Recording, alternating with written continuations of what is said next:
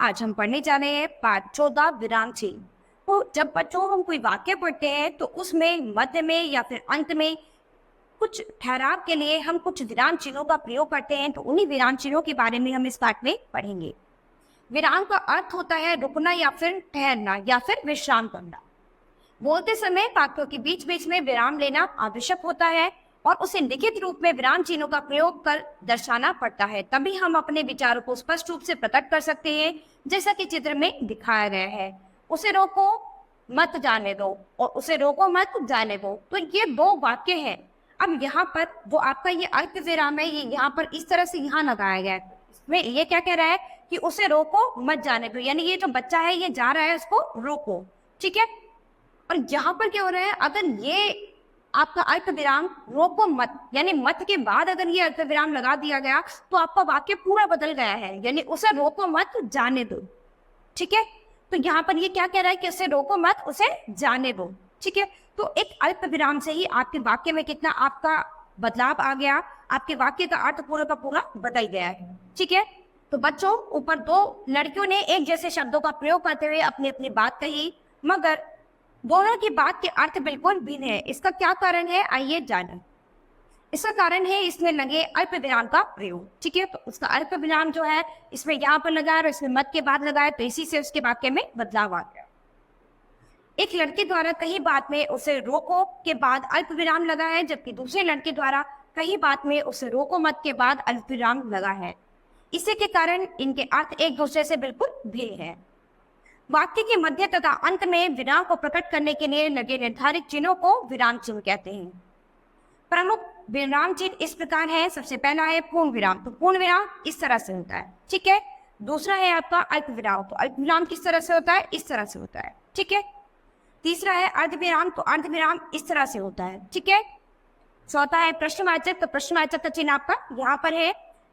पांचवा है आपका विस्मय आदि विस्मय सूचक चिन्ह। तो विस्मय सूचक चिन्ह ये होता है। निर्देशक चिन्ह, निर्देशक चिन्ह आपके पास ये बना हुआ है। उद्धरण चिन्ह, उद्धरण चिन्ह इस तरह का होता है। मोदक चिन्ह, मोदक चिन्ह इस तरह का होता है। पोस्टर, पोस्टर इस तरह से होता है। लाघव चिन्ह इस तरह से होता है और हंस पद आपका इस तरह से होता है। ठीक है। तो सबके चिन्ह यहाँ पर इनके नाम के सामने बनाए गए हैं। अब इनके बारे में अच्छे से पढ़ेंगे। सबसे पहले पढ़ेंगे पूर्ण विराम के बारे में, यानी पूर्ण विराम का प्रयोग कहाँ किया जाता है। प्रश्न सूचक वाक्यों को छोड़कर सभी प्रकार के वाक्यों की समाप्त होने पर पूर्ण विराम का प्रयोग किया जाता है। जैसे आसमान में बादल छाए हैं, तो यहाँ पर ये वाक्य आपका समाप्त हो गया तो आपने क्या कर दिया, पूर्ण विराम लगा दिया।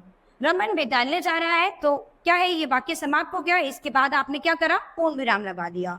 इसके बाद दूसरा क्या है, अल्प विराम। तो अल्प विराम क्या है, अल्प विराम का प्रयोग बहुत कम अवधि तक रुकने के लिए वाक्यों के बीच में किया जाता है। तो पूर्ण विराम का प्रयोग जब आप करते हो तो आप पूरी तरह विराम लेने के लिए आप उसका प्रयोग करते हो, यानी आपका वाक्य समाप्त हो गया और अब आपको पूरा विराम चाहिए, तो उसके लिए आप पूर्ण विराम का प्रयोग करते हो। लेकिन अल्प विराम के लिए आपको क्या है, थोड़ी अवधि के लिए रुकना होता है, उसके लिए आप अल्प विराम का प्रयोग करेंगे। जैसे कि 5 मार्च 2018। ठीक है। पूछे पिताजी, प्रिय मित्र सुगम। इसके बाद पढ़ेंगे अर्ध विराम। तो पूर्ण विराम से आधे समय रुकने के लिए अर्ध विराम का प्रयोग किया जाता है। जैसे कि वह दुबला पतला है परंतु कमजोर नहीं। ठीक है। तो हम क्या करेंगे, पूर्ण विराम से आधे समय तक रुकने के लिए हम अर्ध विराम का प्रयोग करेंगे। मैंने उसे डांटा नहीं, प्यार से समझाया भी। इसके बाद चौथा है आपका प्रश्नवाचक चिन्ह। इस चिन्ह का प्रयोग प्रश्नवाचक वाक्यों के अंत में किया जाता है। जैसे तुम वर्षा में क्यों भीग रहे हो, तुम्हारा भाई रुड़की से कब लौटेगा। ठीक है। तो ये क्या है, प्रश्नवाचक चिन्ह है। ठीक है। तो जब आप किसी से प्रश्न करोगे, कुछ बात पूछोगे, तो वहां पर इनका प्रयोग किया जाता है।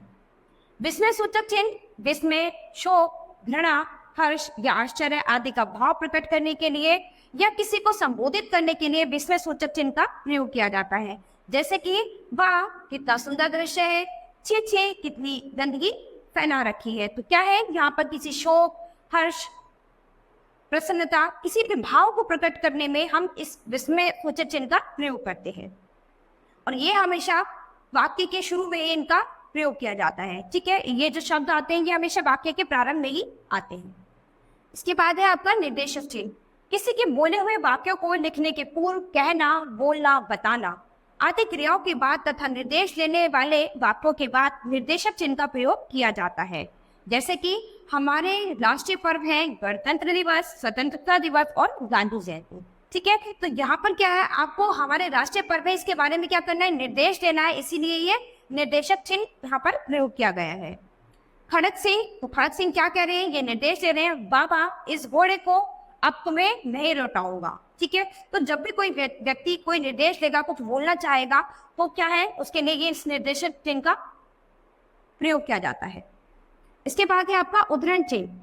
इसे अवतरण चिन्ह भी कहा जाता है। उद्धरण चिन्ह दो प्रकार के होते हैं, पहला इखरा अवतरण चिन्ह और दूसरा दोहरा अवतरण चिन्ह। सबसे पहला है इखरा अवतरण चिन्ह। इस चिन्ह का प्रयोग कवि या लेखक के उपनाम में, पुस्तकों, समाचार पत्रों में, पत्रिकाओं के नामों में और सूक्तियों या कहावतों में किया जाता है। जैसे कि वेद व्यास ने महाभारत की रचना की, भगवान के घर देर है अंधेर नहीं। ठीक है, तो यहाँ पर किसी सूक्ति, पत्रिकाओं के, समाचार पत्रों के, पुस्तकों के नाम के लिए इसका प्रयोग किया जाता है।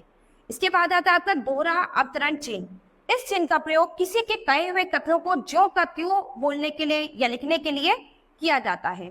जब कोई व्यक्ति कोई बात बोलता है, उसको ज्यों का त्यों अगर आप लिखकर या बोलकर किसी को बताएं, तो उसके लिए दोहरा अवतरण चिन्ह का प्रयोग किया जाता है। जैसे कि गांधी जी ने कहा कि सत्य ही ईश्वर है, तो ये बात किसने बोली थी, गांधी जी ने। तो जैसे उन्होंने बोली थी बिल्कुल वैसे ही हमने यहाँ पर लिखी है, तो इसीलिए इसको दोहरे अवतरण में रखा जाएगा, सत्य ही ईश्वर है। इसी तरह से सुभाष चंद्र बोस ने कहा, तुम मुझे खून दो मैं तुम्हें आजादी दूंगा। तो ये बात किसने कही थी, सुभाष चंद्र बोस जी ने कही थी। इसीलिए इसे किस में रखोगे, दोहरे अवतरण में रखोगे, क्योंकि ये बात जैसे उन्होंने कही थी बिल्कुल वैसे ही हमने यहाँ पर लिखी है। ठीक है, इसके बाद आपका है योजक चिन्ह। इसका प्रयोग दो शब्दों में संबंध प्रकट करने के लिए और युग्म शब्दों के मध्य किया जाता है। जैसे कि रात दिन, भूखा प्यासा, उठते बैठते, माता पिता, भाई बहन, रात दिन, चलते चलते, देश विदेश आदि बहुत सारे शब्दों के बीच में संबंध स्थापित करने के लिए हम इस योजक चिन्ह का प्रयोग करते हैं। इसके बाद आता है आपका कोष्टक चिन्ह। कोष्टक का प्रयोग अनेक स्थितियों में किया जाता है, जैसे कि क्रम सूचक अंकों व अक्षरों में, जैसे प्रश्न संख्या 1 का, गा, 2 खा, घा और 3 डा, चा का उत्तर दो। ठीक है, ऐसे ही अर्थ स्पष्ट करने के लिए, जैसे कि बच्चा, तो बच्चा कैसा है, मुस्कुराते हुए, तो बच्चे की छवि बता रहे हैं कि बच्चा कैसा है, मुस्कुराते हुए बोलता है, कल फिर आना भैया। ठीक है, ऐसे ही हमीर भगोड़ा भागा हुआ। ठीक है, तो किसी के अर्थ को स्पष्ट करने के लिए भी, किसी शब्द के अर्थ को स्पष्ट करने के लिए भी हम कोष्टक का प्रयोग करते हैं। हमीर भगोड़ा भागा हुआ सिपाही था। ठीक है, इसके बाद हम पढ़ेंगे लाघव चिन्ह। लाघव चिन्ह कैसे होते हैं, शब्दों को संक्षिप्त रूप में लिखने के लिए लाघव चिन्ह का प्रयोग किया जाता है।